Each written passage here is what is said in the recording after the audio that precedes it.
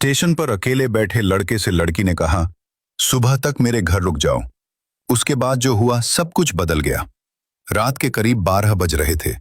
Surajpur railway station लगभग खाली हो चुका था। ठंडी हवा प्लेटफॉर्म पर धीरे धीरे बह रही थी। दूर लगी पीली लाइट बार बार टिमटिमा रही थी। प्लेटफॉर्म नंबर 2 के आखिरी कोने में एक पुरानी लोहे की बेंच थी। उस बेंच पर एक लड़का अकेला बैठा हुआ था। उसका नाम राहुल था। उम्र करीब 21 साल। चेहरे पर धूल जमी हुई थी। शर्ट का एक बटन टूटा हुआ था। आंखों के नीचे काले घेरे थे, जैसे कई रातों से ठीक से सोया ही ना हो। राहुल दोनों हाथों से अपने घुटनों को पकड़े बैठा था। कभी जमीन की तरफ देखता, कभी स्टेशन की तरफ, जैसे उसे खुद नहीं पता था कि अब जाना कहां है। उसके पेट में भूख की तेज ऐंठन उठ रही थी। सुबह से उसने कुछ नहीं खाया था, लेकिन भूख से ज्यादा उसे अंदर का खालीपन परेशान कर रहा था। स्टेशन से लोग गुजर रहे थे। कुछ जल्दी में थे, कुछ थके हुए थे, लेकिन किसी की नजर उस पर ज्यादा देर नहीं टिकती थी। भीड़ के बीच भी वो पूरी तरह अकेला था। उसी समय प्लेटफॉर्म के दूसरे सिरे से एक लड़की धीरे धीरे चलती हुई आ रही थी। उसका नाम काव्या था। उम्र 24 साल। वो शहर के सरकारी अस्पताल में स्टाफ नर्स थी। आज उसकी ड्यूटी बहुत लंबी थी। पूरा दिन मरीजों के बीच भागते भागते उसके कदम भारी हो चुके थे। वो जल्दी घर पहुंचना चाहती थी, लेकिन जैसे ही वह प्लेटफॉर्म के उस अंधेरे कोने के पास से गुजरने लगी, उसकी नजर अचानक राहुल पर टिक गई। पहले उसे लगा शायद कोई यात्री होगा जो ट्रेन का इंतजार कर रहा है, लेकिन कुछ सेकंड बाद उसे महसूस हुआ कि बात कुछ और है। राहुल का सिर नीचे झुका हुआ था। उसके कंधे ऐसे लगे जैसे दुनिया का सारा बोझ उसी पर रख दिया गया हो। काव्या कुछ कदम आगे बढ़ी, फिर अचानक रुक गई। उसके अंदर 2 आवाजें लड़ रही थीं। एक कह रही थी, रात बहुत हो गई है, किसी अजनबी से बात करना ठीक नहीं। दूसरी आवाज कह रही थी, अगर सच में उसे मदद की जरूरत हो तो। कुछ पल की झिझक के बाद वह धीरे धीरे मुड़ी और राहुल के पास आकर थोड़ी दूरी पर रुक गई। कुछ सेकंड तक वह चुपचाप उसे देखती रही, फिर धीरे से बोली, सुनो, तुम ठीक हो ना? उसकी आवाज में डर कम था, चिंता ज्यादा थी। राहुल ने धीरे धीरे सिर उठाया। उसकी आंखें लाल थीं, जैसे कई दिनों की थकान उनमें जमा हो गई हो। उसने कुछ नहीं कहा। काव्या ने अपने बैग से पानी की बोतल निकाली और उसकी तरफ बढ़ा दी। पानी पी लो। राहुल ने बोतल को देखा, फिर काव्या के चेहरे को देखा। उसके चेहरे पर कोई शक नहीं था, सिर्फ सच्ची चिंता थी। राहुल के होंठ सूख चुके थे, लेकिन फिर भी उसने तुरंत बोतल नहीं ली। उसने बहुत धीमी आवाज में पूछा, आप मेरी मदद क्यों कर रही हैं? उस एक सवाल में बहुत सारे जख्म छिपे हुए थे। काव्या कुछ पल चुप रही, फिर उसने हल्की मुस्कान के साथ कहा, क्योंकि अगर मेरी जगह मेरा छोटा भाई होता तो मैं चाहती कि कोई उसे ऐसे अकेला न छोड़ दे। यह सुनते ही राहुल की आंखों में हल्की नमी उतर आई। उसने जल्दी से नजरें झुका ली, जैसे वह अपने आंसू किसी को दिखाना नहीं चाहता। आखिर उसने धीरे से बोतल पकड़ ली, दोनों हाथों से कसकर, और एक लंबा घूंट पानी पिया। पानी उसके गले से नीचे उतरता गया और उसके चेहरे की जकड़न थोड़ी ढीली पड़ने लगी। काव्या ने धीरे से पूछा, तुम्हारा नाम क्या है? राहुल। घर कहां है? कुछ पल की खामोशी के बाद राहुल बोला, अब कहीं नहीं। उसकी आवाज में ऐसा खालीपन था जैसे किसी ने उसके नाम के साथ उसका घर भी छीन लिया हो। काव्या ने गहरी सांस ली। उसे महसूस हो गया था कि यह लड़का सिर्फ थका हुआ नहीं है, यह जिंदगी से हार कर यहां बैठा है।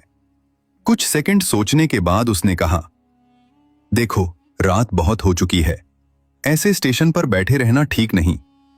अगर तुम चाहो तो आज रात मेरे घर रुक सकते हो। सुबह होते ही जहां जाना हो चले जाना। राहुल ने उसकी तरफ ऐसे देखा जैसे उसने कोई असंभव बात कह दी हो। उसके होंठ हल्के कांपने लगे। शायद वह धन्यवाद कहना चाहता था, लेकिन आवाज बाहर नहीं आई। काव्या ने हल्की मुस्कान के साथ कहा, डरो मत, मैं तुम्हें कोई नुकसान नहीं पहुंचाऊंगी। बस आज रात यहां मत बैठे रहो। कुछ पल की खामोशी के बाद राहुल धीरे धीरे खड़ा हुआ। उसके कदम भारी थे, लेकिन उस रात सूरजपुर स्टेशन से बाहर निकलते समय उसके भीतर कई दिनों बाद एक बहुत छोटी सी उम्मीद जन्म ले चुकी थी। एक ऐसी उम्मीद जो अभी भी डर रही थी, लेकिन फिर भी चलना चाहती थी। सूरजपुर की रात उस समय और भी शांत हो चुकी थी। सड़कें लगभग खाली थीं। कहीं कहीं स्ट्रीट लाइट की हल्की रोशनी जमीन पर पीले गोल दायरे बना रही थी। काव्या धीरे धीरे आगे चल रही थी। राहुल उसके पीछे कुछ दूरी पर चल रहा था। उसके कदम हिचकिचा रहे थे, जैसे हर कदम पर वो खुद से पूछ रहा हो, क्या सच में ये सब हो रहा है? उसे कई बार लगा कि शायद काव्या अचानक रुककर कहेगी, बस यहीं तक, अब तुम जा सकते हो। लेकिन ऐसा कुछ नहीं हुआ। काव्या बीच बीच में पीछे मुड़कर देख लेती, ताकि राहुल पीछे न रह जाए। ये छोटी सी बात भी राहुल के लिए नई थी, क्योंकि उसे याद नहीं था कि आखिरी बार किसी ने उसके लिए कदम धीमे कब किए थे। करीब 10 मिनट बाद वे दोनों शहर की एक पुरानी कॉलोनी में पहुंच गए। वहीं एक छोटा सा घर था। दीवारों पर हल्की सी सीलन के निशान थे। दरवाजे के पास तुलसी का एक छोटा सा गमला रखा था। खिड़की से हल्की रोशनी बाहर आ रही थी। काव्या ने दरवाजा धीरे से खोला। अंदर उसके पिता देवेंद्र एक लकड़ी की कुर्सी पर बैठे थे। उनके हाथ में पुराना अखबार था, लेकिन लगता था कि वो काफी देर से किसी का इंतजार कर रहे थे। जैसे ही दरवाजा खुला, उनकी नजर सीधे राहुल पर गई। कमरे में एक पल के लिए गहरी खामोशी छा गई। देवेंद्र की आंखों में सवाल था, ये कौन है? काव्या ने बहुत शांत आवाज में कहा, पापा, ये स्टेशन पर अकेला बैठा था। आज रात यहीं रुक जाएगा, सुबह चला जाएगा। उसने जानबूझकर बात छोटी रखी। देवेंद्र ने राहुल को ऊपर से नीचे तक देखा। उनके चेहरे पर गुस्सा नहीं था, लेकिन चिंता जरूर थी। उन्होंने धीमी आवाज में कहा, लोग क्या कहेंगे? ये सवाल उन्होंने बेटी से ज्यादा खुद से पूछा था। काव्या ने धीरे से जवाब दिया, लोग तो कुछ भी कहेंगे पापा, लेकिन अगर मैं इसे ठंड में छोड़ आती तो मैं खुद को क्या जवाब देती? देवेंद्र कुछ पल चुप रहे। उनकी खामोशी में डर भी था और सहमति भी। आखिर उन्होंने हल्का सा सिर हिला दिया, जैसे कह रहे हों, ठीक है। राहुल अब भी दरवाजे के पास सिर झुकाए खड़ा था। उसे लग रहा था जैसे वह इस छोटे से घर के लिए भी बोझ है। वो अंदर कदम रखने से पहले हिचकिचाया।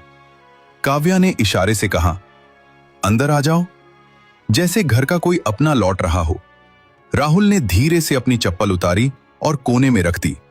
कमरे में बहुत साधारण सामान था। एक छोटा बिस्तर, एक मेज, 2 कुर्सियां। दीवार पर काव्या की मां की पुरानी तस्वीर टंगी थी। राहुल की नजर उस तस्वीर पर पड़ी तो उसे अपनी मां याद आ गई, जिसे उसने बचपन में ही खो दिया था। उसने तुरंत नजरें झुका ली। कुछ यादें इंसान को अचानक कमजोर कर देती हैं। थोड़ी देर बाद काव्या रसोई में गई। कुछ मिनट बाद वो एक प्लेट लेकर वापस आई। प्लेट में दाल थी, 2 गरम रोटियां थीं और थोड़ी सी सब्जी। उसने चुपचाप प्लेट राहुल के सामने रख दी। राहुल की आंखें उस थाली पर टिक गईं। शायद वो पूरे दिन से भूखा था, लेकिन उसने तुरंत खाना शुरू नहीं किया। उसने धीरे से पूछा, मैं खा लूं? उसकी आवाज में अनुमति मांगने की आदत थी। काव्या का दिल जैसे कस गया।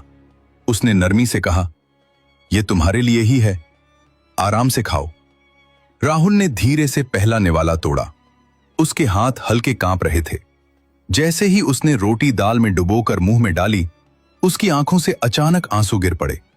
उसने जल्दी से सिर झुका लिया ताकि कोई देख न सके, लेकिन काव्या ने देख लिया था। उसने कुछ नहीं कहा, बस पास रखा पानी का गिलास आगे बढ़ा दिया। राहुल खाते खाते अचानक रुक गया। फिर बहुत धीमे से बोला, बहुत समय बाद किसी ने मुझे ऐसे खाना दिया है।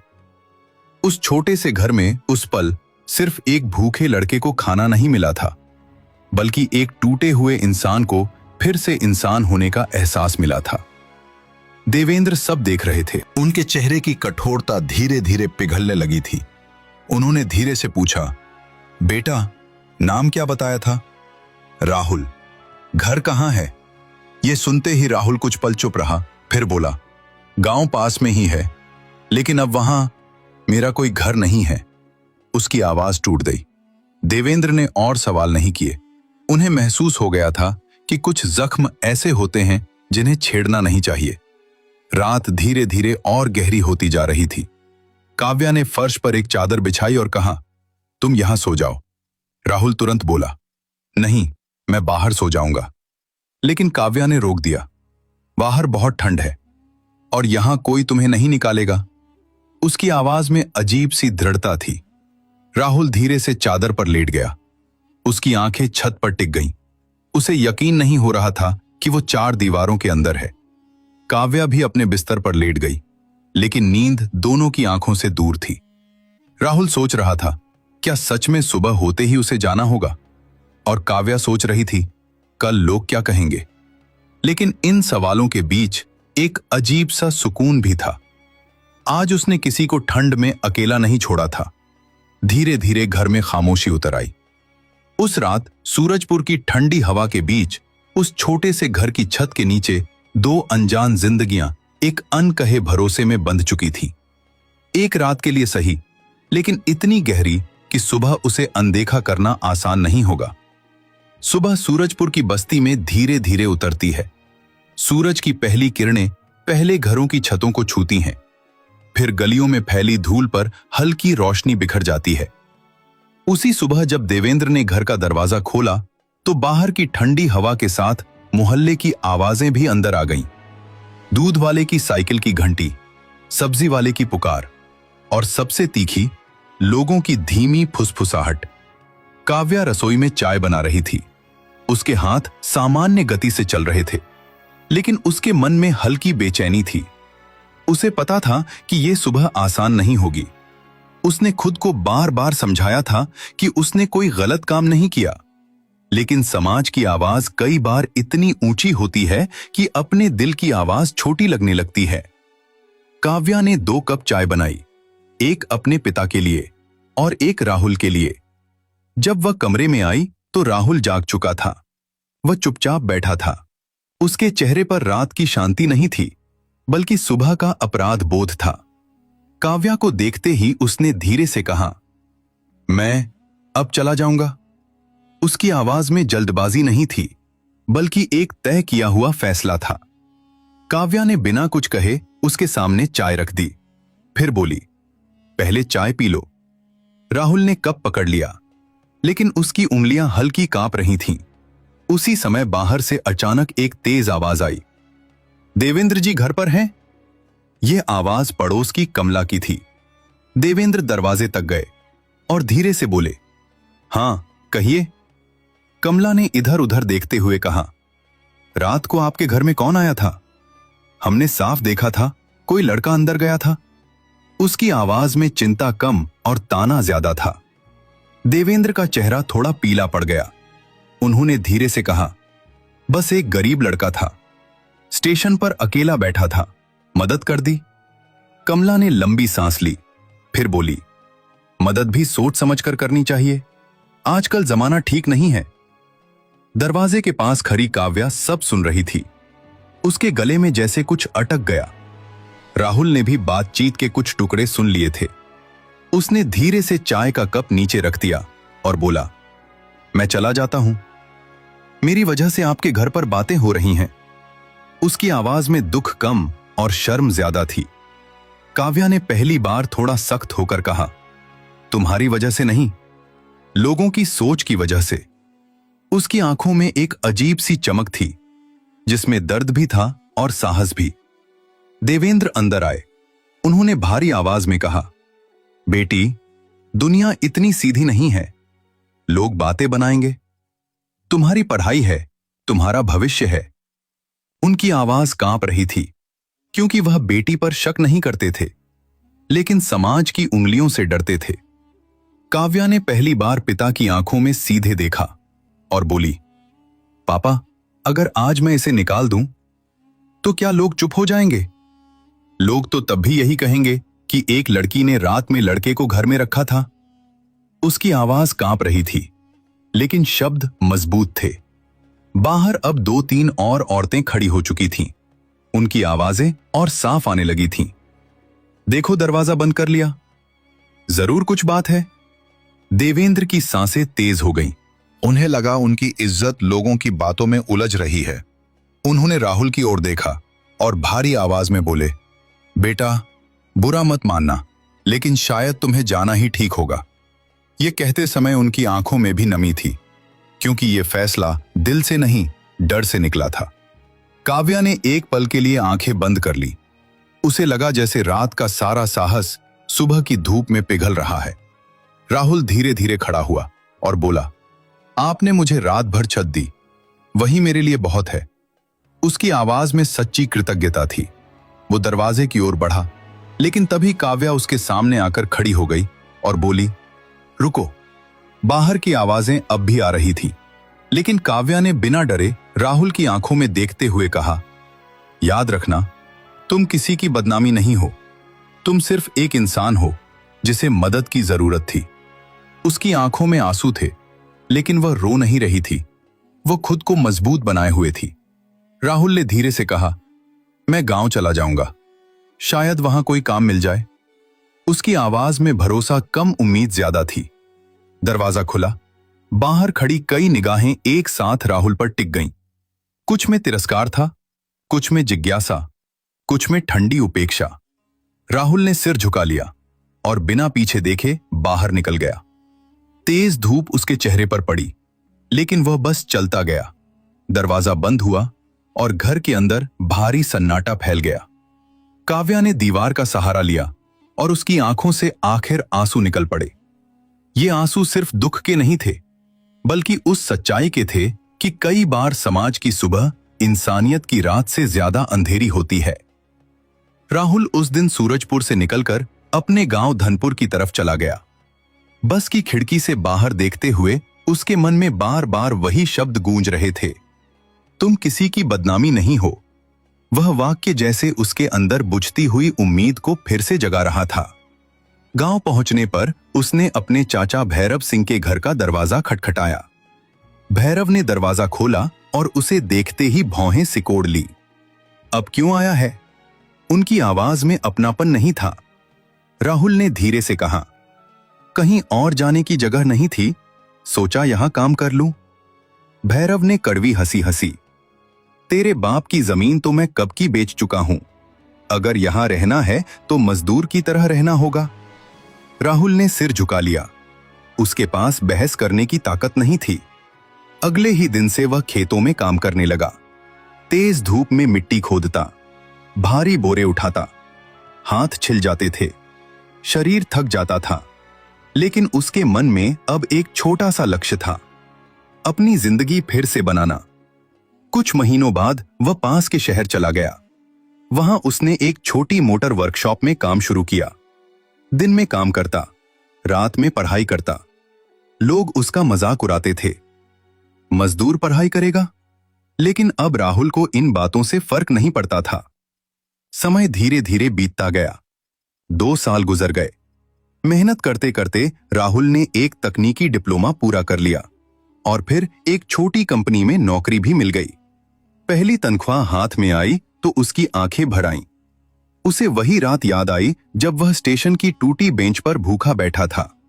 उसी दिन उसने फैसला किया, उसे सूरजपुर वापस जाना है।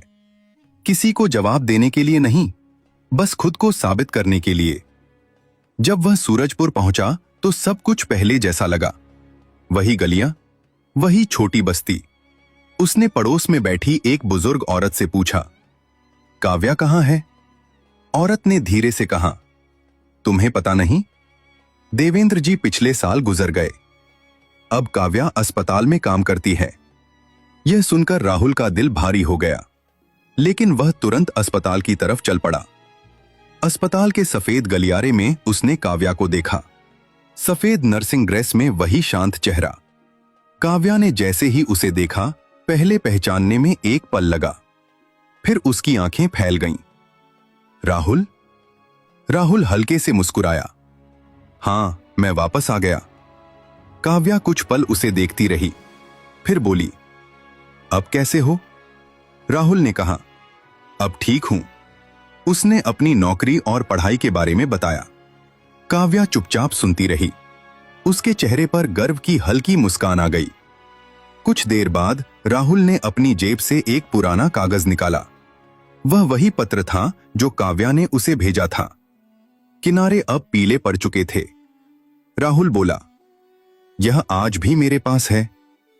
अगर उस रात तुम मुझसे बात न करती तो शायद मैं आज यहां खड़ा नहीं होता।